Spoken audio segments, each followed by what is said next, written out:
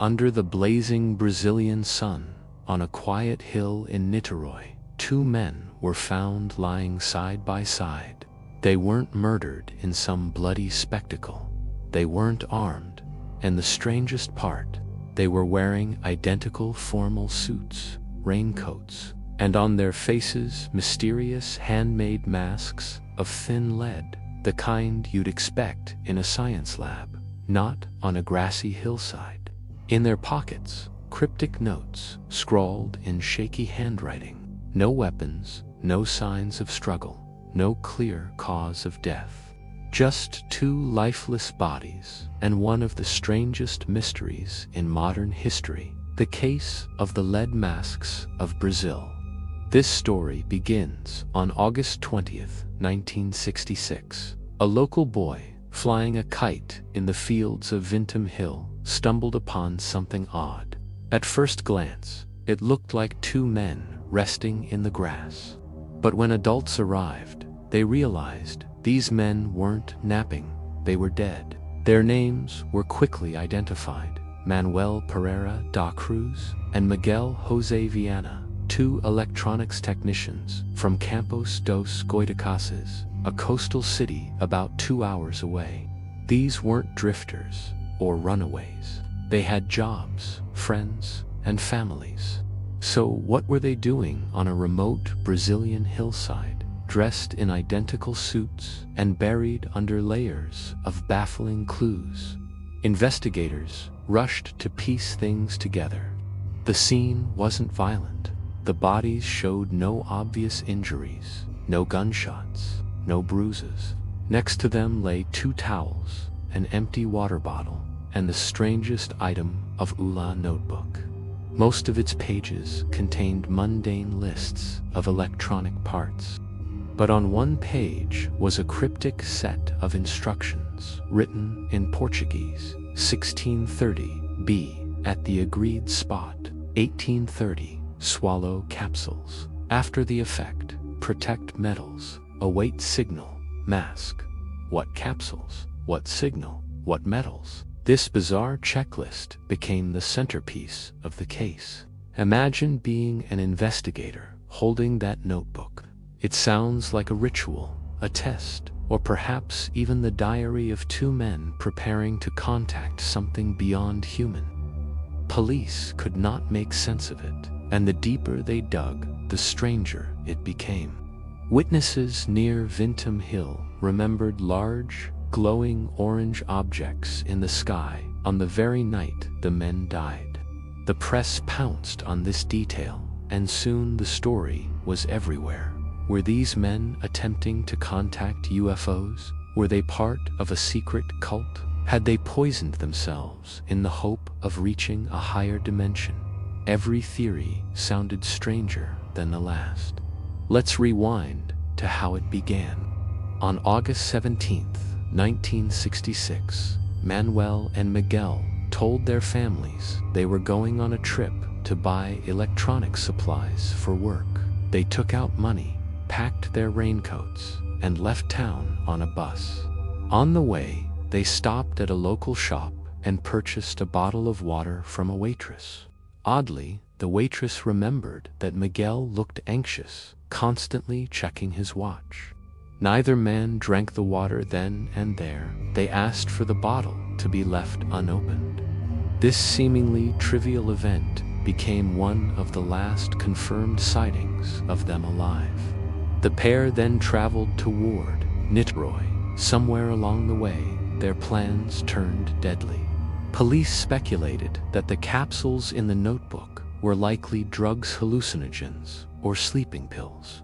Perhaps the men believed ingesting them would help them communicate with extraterrestrials or spirits. This might explain their lead masks as well. These crude coverings, cut by hand from lead sheets, were designed not for disguise, but for protection, likely against radiation or bright light they expected to face during their supposed encounter. It's chilling to imagine them carefully crafting these masks back home, convinced they were preparing for something monumental. But here's the chilling twist. Autopsies never fully answered what killed them. By the time pathologists examined the bodies, decomposition had advanced. Toxicology was inconclusive. Investigators could not determine what substances, if any, were in their systems. This meant police were left only with the clues at the scene and the odd testimonies of locals reporting UFOs the same night. Many of these witnesses described flashing lights and glowing discs hovering over the hills. Were these hallucinations spread by excitement, or did the men really see something up there? Different theories began to swirl. One theory is that Manuel and Miguel were loyal members of a fringe scientific spiritual group, a sort of local brotherhood of technicians intrigued by the paranormal. In 1962, just 4 years earlier, another pair of technicians had been found dead under odd circumstances after trying to send signals to Mars using homemade radio gear. The parallels were eerie. Could the lead mask's case be another failed experiment from the same circle of believers? Another theory leans toward foul play. Some think the men were tricked. Someone could have promised them access to esoteric knowledge, taken their money, and handed them lethal capsules. With two naive believers swallowing poison voluntarily, foul play would have left little trace. Strange as it sounds, frauds who prey on spiritual seekers aren't rare. But the perfection of the lead masks and the odd order of events still feel ritualistic, almost ceremonial, as if Manuel and Miguel were following steps only they understood. And then, of course, the UFO explanation refuses to vanish. To this day, UFO enthusiasts point to witness reports from the hill, the strange orange lights spotted in the skies, and the timing of the men's supposed ritual. Did they believe they were preparing for contact, and did something actually happen that killed them during their attempt? If the masks were meant to shield their eyes from overwhelming brightness, maybe they truly thought they'd stand face to face with beings from elsewhere. What makes this mystery linger is not just the strange objects left behind. Did the feeling that Manuel and Miguel were not random victims. They willingly walked into their own fate.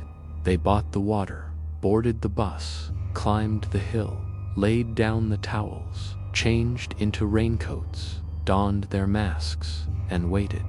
There are no signs of anyone else performing these acts. No evidence of attack, no force.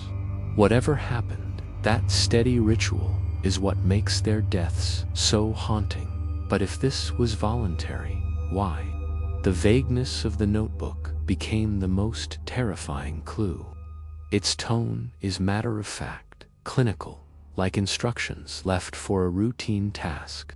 At 16:30, arrive at the meeting point. At 18:30, swallow capsules. After the effect, protect metals. Await signal, mask. It sounds so certain, as though the men had done it before, or knew exactly what to expect. And yet, no one has ever deciphered what it truly meant. Protect metals. What metals? Await signal, from whom? Journalists covering the case in the late 1960s fueled intense speculation. Headlines blared about UFO deaths, space contact experiments, and even black magic. And yet, police could not provide a definitive answer. Friends and family interviewed admitted the men had long been fascinated by spiritualism, electronics, and the possibility of life beyond Earth. Perhaps their curiosity consumed them. Perhaps their deaths were not murder, ritual, or accident, but simply the tragic consequence of blind faith in the unknown. Decades later, the lead masks case still haunts Brazil. Amateur detectives, authors, and paranormal enthusiasts all revisit the story. UFO communities treat it as a powerful smoking gun for alien encounters, pointing out that not many adult men would prepare to die in this bizarre fashion unless convinced something extraordinary awaited them. Rational skeptics argue it was simply ritualistic suicide, fueled by toxic pills and irrational belief. And yet, skeptics cannot explain why even today, locals insist they saw unexplained lights over Niteroi that very night. The eeriest part: those crude lead masks still survive, preserved as physical artifacts of the case. When you look at them, you realize they weren't theatrical or flamboyant. They were ordinary, ugly chunks of cut metal, heavy and awkward. Why go to the trouble of making something so uncomfortable unless there was total conviction? This was not a prank. This was not casual experimentation. To Manuel and Miguel, it was deadly serious. Think of the image one more time. Two men, perfectly dressed in formal suits under the tropical heat, raincoats wrapped around their frames, lead masks covering their eyes, lying still on a lonely Brazilian hillside. Around them, only towels, an empty water bottle, and a notebook whispering strange instructions. Above them, perhaps nothing but stars, or perhaps something glowing, descending, watching. It is a tableau so bizarre it almost feels cinematic, and yet it's brutally real. The case of the lead masks of Brazil endures not because it's unsolved, but because it's unsolvable. Too much time has passed. Evidence has decomposed. The truth lies buried forever, with two men who believed, with every fiber of their being, that they were on the verge of a cosmic revelation.